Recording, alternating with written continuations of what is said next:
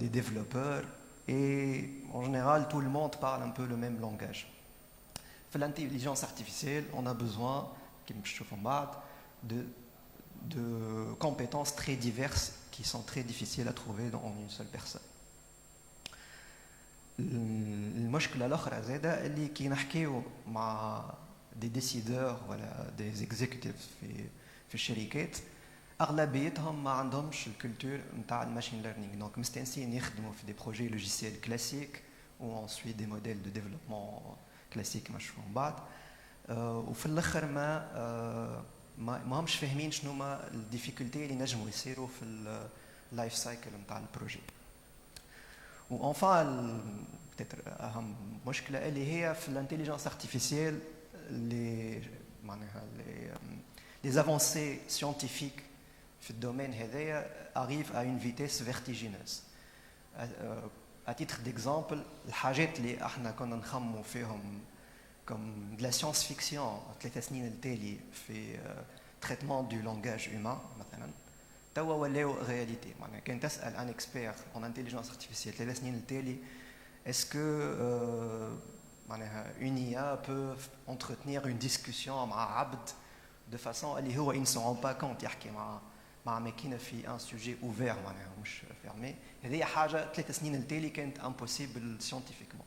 في ظرف 3 سنين on est arrivé à avoir des résultats tellement impressionnants que rien que la semaine dernière مثلا il y a eu dans les news un article autour d'un ingénieur chez Google qui parlait de IA consciente, même si bon, c'est un peu overhyped, mais en pratique, un humain qui discute avec ce système peut vraiment croire qu'il discute avec un être humain. Et en gros, pour caricaturer un projet de machine learning, c'est un ragoût dans lequel on va verser de la data, on va un peu remuer jusqu'à trouver le résultat. C'est un peu quelque part une caricature de comment un projet de machine learning progresse. Et ça a amené les gens à réfléchir un peu au fait qu'on est devant un nouveau paradigme, ce qu'on appelle du software 2.0. Donc c'est un terme initié par Andrej Karpathy, qui est le chef de l'IA de Tesla, qui est une entreprise vraiment bâtie autour de l'IA.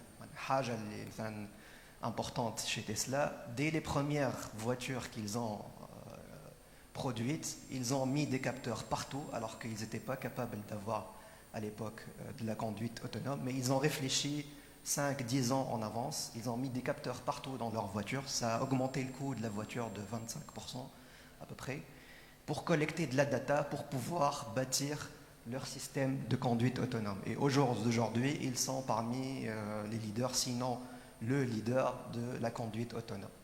Mais cela n'empêche pas que déployer du software classique, du software 2.0 ou de l'IA, nécessite aussi qu'on utilise le software classique pour plein de choses, que ce soit le monitoring, le déploiement, le processing de la data. Donc, on ne va pas avoir uniquement une IA qui fonctionne mais elle va être intégrée dans un système un peu plus classique, du moins au jour d'aujourd'hui. Et ça implique voilà, une réflexion autour du cycle de développement d'un projet de machine learning. 90% des projets d'IA au jour d'aujourd'hui sont autour de la data. Et pour ça, on aboutit à un modèle itératif qui est un peu différent des modèles agiles pour du software, du Scrum, ou des choses comme ça. Pourquoi ? Parce que l'une des premières phases de ce processus, c'est vraiment d'analyser la data. Le client va donner un objectif, on va essayer de mettre cet objectif comme voilà, une target pour l'équipe, et ensuite on va un peu creuser dans la data, essayer de découvrir des nouveaux insights qui peuvent nous permettre de guider le projet tout au long de son développement. Ensuite, on va cette data qui est brute, elle n'est pas utilisable par de l'IA, on va essayer de la préparer pour qu'elle soit utilisable. Et ça peut être une tâche très manuelle, des fois, et très coûteuse, très dangereuse aussi pour le projet. Une fois qu'on a passé ça, on passe vers le modeling qui est vraiment bâtir le système, qui au final va représenter, même si les gens pensent que c'est l'élément le plus important, très souvent c'est peut-être ça représente 10-20% du life cycle. Et après on va itérer parce que on va découvrir des choses et on va itérer jusqu'à arriver à un modèle suffisamment solide pour passer au déploiement. Ça, c'est pour des projets d'IA autour de la data. Maintenant, il y a aussi d'autres projets d'IA où on n'a pas besoin de data. Contrairement à ce qu'on vous dit, on peut faire de l'IA sans data. Et c'est peut-être les projets les plus difficiles. Pour ce genre de projet, par exemple, on a OpenAI qui a développé un système d'IA qui peut battre les champions du monde à des jeux vidéo très connus. Ça peut sembler être une tâche facile, mais c'est un projet d'ingénierie et de recherche scientifique assez conséquent. Et pour ce genre de projet, en fait, ils ont appris from scratch, donc par simulation, et avec des techniques relativement différentes par rapport à ce qu'on fait en matière classique. Et donc, même sur ces projets-là, on doit aussi adopter des cycles de développement différents. Donc, une fois qu'on a défini notre cycle de développement, la partie suivante, c'est constituer l'équipe. Donc, on sait comment plus ou moins gérer notre projet, mais comment constituer l'équipe. Le problème, c'est que en IA, on a besoin quelque part d'un être mythique qui comprend à la fois les maths, la programmation, qui comprend le business, et tout ça dans une seule personne. Donc, où trouver ce super-héros? Donc, en fait, la solution est simple, c'est de créer des équipes multidisciplinaires. Donc, souvent, dans une bonne équipe d'IA, on va trouver des gens avec un background de maths appliquées, des bons développeurs, des software engineers, des business analysts, mais qui bossent ensemble, pas dans des silos. Chacun, il reporte à un manager différent, ainsi de suite. Et donc, il y a aussi une erreur que font beaucoup d'entreprises, c'est de recruter uniquement des data scientists, donc des profils plutôt statistiques ou maths appliquées. Et ils pensent qu'en mettant plusieurs data scientists pour résoudre le problème, c'est suffisant pour arriver à déployer un problème. Donc, alors qu'au final, faire de l'IA, c'est d'abord de l'ingénierie. Donc, on a besoin d'ingénieurs. Et pourquoi on a besoin d'ingénieurs? Parce que c'est des gens qui vont être capables de s'adapter et résoudre des problèmes on the fly, من غير ما يكونوا يعرفوا من الأول شنو هي السوليوشن. Ici, un peu une liste des rôles qu'on peut trouver communément dans des équipes d'intelligence artificielle. Donc, il y a le product manager qui va être quelqu'un qui a une capacité d'avoir une compréhension au niveau des problèmes et comment les formuler de façon qu'elles soient solvables par du machine learning. Un rôle important, c'est le DevOps, qu'on appelle maintenant ML Ops, Machine Learning Ops. Donc, c'est des gens qui sont entre le déploiement et le développement. Et leur responsabilité, c'est vraiment de déployer les solutions at scale. C'est un profil très recherché, très rare à trouver et très difficile. Donc, pour les jeunes qui sont des étudiants, c'est une piste aussi pour faire progresser dans sa carrière et avoir un métier d'avenir autour de l'IA. Il y a le data engineer, donc celui qui va un peu nettoyer, avoir un peu le boulot ingrat, nettoyer la data, la préparer pour le machine learning. L'AI engineer qui est plutôt autour du modeling. Et dans certaines équipes, surtout quand on attaque des problèmes un peu très innovants, on a aussi besoin de chercheurs. Chez InstaDeep, par exemple, on a presque un tiers des gens sont en fait des chercheurs. dans divers domaines. Et il y a un terme un peu coined qui va regrouper toutes ces skills à la fois, qui est data scientist. C'est un terme galvaudé, même si maintenant il est plus utilisé pour désigner des gens qui font vraiment de l'analyse pour du business. Donc c'est des gens avec des compétences en statistique, maths appliquées, mais qui font un peu du travail sur commande pour le business. Juste pour vous donner un peu une idée du manque de compétences à l'échelle mondiale dans ce domaine et le potentiel. Donc ça, c'est des chiffres qui datent de 2019. Donc en gros, on a aux États-Unis 3,6 millions de développeurs software. Dans le monde, on estime les gens capables, ou plus ou moins qui travaillent autour de l'IA, à entre 200 000 et 300 000. Des gens qui sont capables de déployer tout seuls ou de façon autonome des projets en IA, on estime ça à 10 000. Bon, ça c'était il y a 10 ans, je pense que les chiffres ont augmenté un peu, mais c'est juste pour vous donner une idée que voilà, c'est quand même un métier assez nouveau. Il y a une très forte demande et il n'y a pas autant de compétences à l'échelle mondiale que ça autour de ça. Donc une fois on a défini l'équipe, enfin il y a l'organisation de l'entreprise. Donc il y a un peu 4 catégories d'entreprises qui font de l'IA. Donc on a des entreprises qui utilisent l'IA autour de la R&D. C'est quelque chose qu'on trouve très souvent dans le oil and gas, les télécoms. Donc c'est des métiers très techniques. Très souvent, les équipes d'IA sont donc embarquées dans des équipes de recherche et développement, dans les départements de recherche et développement.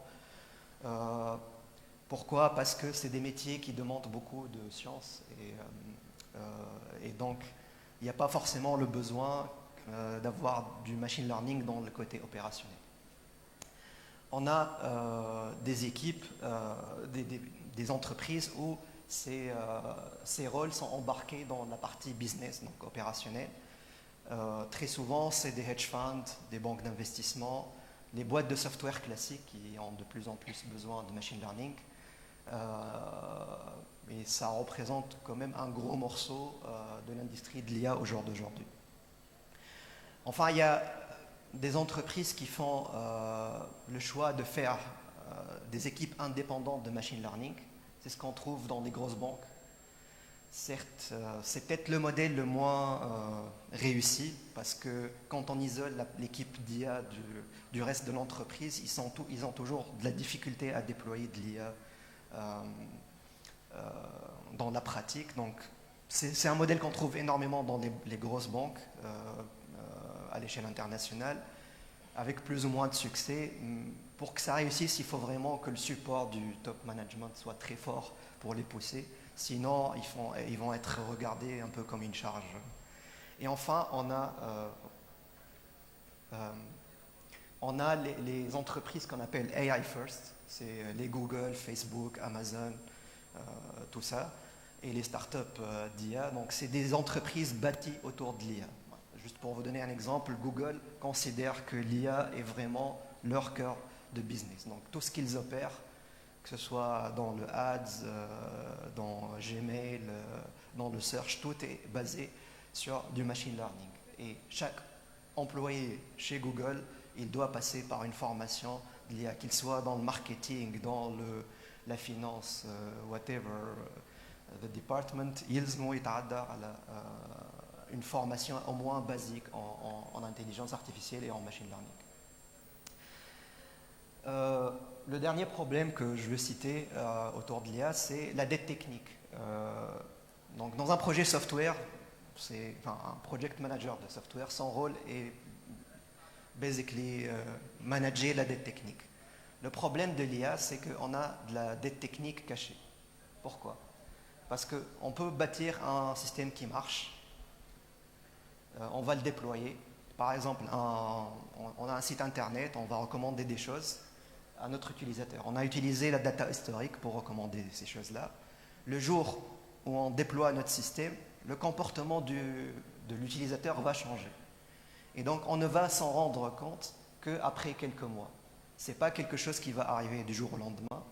Donc si on n'a pas des gens qui sont capables de monitorer le déploiement du projet en réalité et de mesurer le drift par rapport au modèle initial, on va se rendre compte qu'on a peut-être créé une catastrophe, mais 6 mois après, quand le PDG aura viré tout le monde.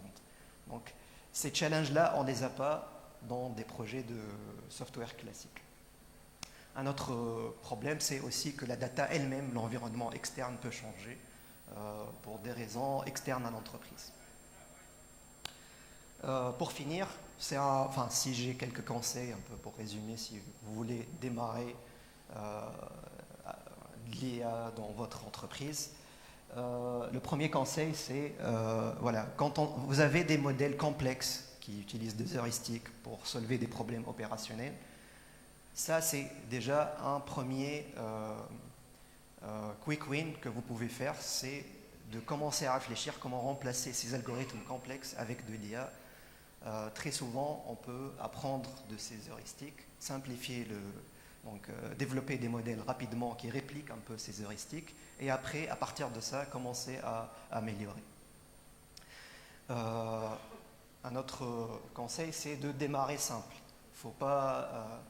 Une organisation doit apprendre graduellement à travailler avec du machine learning. Très souvent, il y a un CEO qui a entendu l'IA partout, il vient dire à ses équipes, je veux un projet d'IA, sans vraiment réfléchir à comment faire pour que ce projet soit réussi.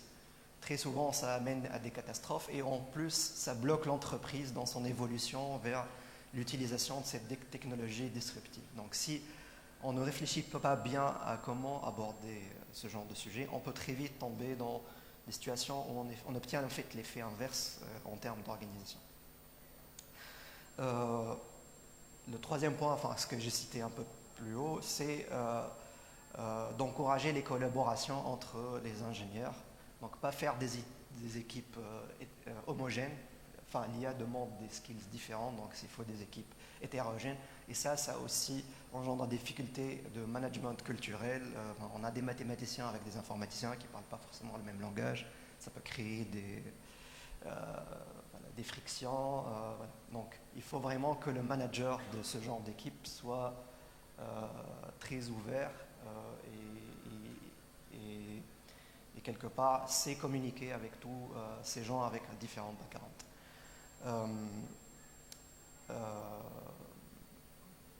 Donc, le point suivant, c'est quand on déploie un modèle, ce n'est pas un one-off. Donc, un modèle en machine learning, ça a une vie, ça s'améliore au cours du temps. Et donc, si on ne met pas en place un système qui va monitorer et avoir un plan pour améliorer le système, ce n'est pas comme du software classique, même si dans le software classique, si on ne fait pas de maintenance, le software meurt, mais c'est encore plus fort en machine learning. Et enfin, la data, il faut bâtir des systèmes. Avant de commencer même à réfléchir à faire de l'IA ou du machine learning, il faut bâtir des systèmes qui collectent la data au maximum, essayer de l'incliner, avoir une vraiment réflexion transformative sur l'opérationnel de l'entreprise pour justement collecter suffisamment d'insights pour faire de l'IA ensuite. Et enfin, automatiser tout ça. Merci beaucoup et